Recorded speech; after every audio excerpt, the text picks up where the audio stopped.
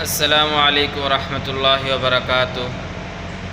مولا علی کا بتایا ہوا وظیفہ بادشاہ، دولت، گاڑی، رزق، پیسہ جو چاہیں گے آپ کو ملے گا انشاءاللہ۔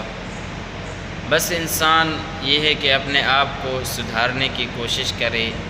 دنیا میں اللہ تعالیٰ نے جو بھی بنایا یہ سب انسانوں ہی کے لیے بنایا اور اس کا فائدہ حاصل کرنے کے لیے بنایا، کسی بے مقصد بے فضول کے لیے نہیں بنایا۔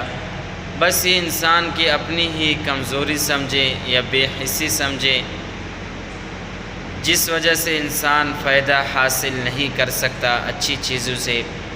کیونکہ انسان کی مثال میں اکثر اس طرح دیا کرتا ہوں، اگر کسی لوہے پر زنگ لگ جائے تو اس پر اچھے طریقے سے رنگ نہیں کیا جا سکتا، اسے آپ خوبصورت نہیں بناتے۔ جب آپ اس رنگ کریں گے تو اس سے پہلے اگر آپ اس لوہے کو اچھا کرنا چاہتے ہیں، رنگ کرنے سے پہلے آپ اس زنگ کو اتاریں گے لوہے سے، لوہے کو بالکل صاف کریں گے، اس پر زنگ نہیں ہوگا، تو اس کے بعد انشاءاللہ جب آپ رنگ کریں گے اس لوہے کو تو خوبصورت نظر آئے گا اور اچھی طریقے سے رنگ ہوگا۔ تو انسان کی مثال بھی اسی طرح ہے۔ انسان اگر گناہوں سے بچ جائے، اللہ تعالیٰ کی نافرمانیوں سے بچ جائے تو اللہ تعالیٰ انسان کو خوبصورت بنا دیتے ہیں۔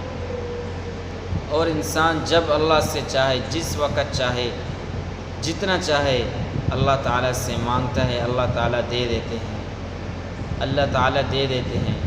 اور اللہ تعالیٰ کی رضا انسان تلاش کرے ہر حال میں کہ اللہ راضی ہوں۔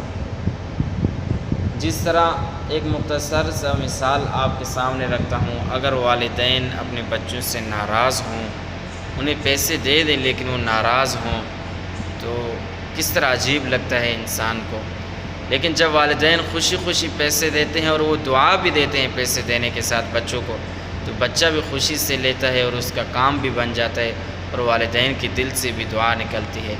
تو اسی طرح ہم اللہ کو راضی کرنے والے بن جائیں، اللہ کی رضاعت کے طلبگار بن جائیں، اللہ تعالیٰ اپنی رضا سے ہمیں دے۔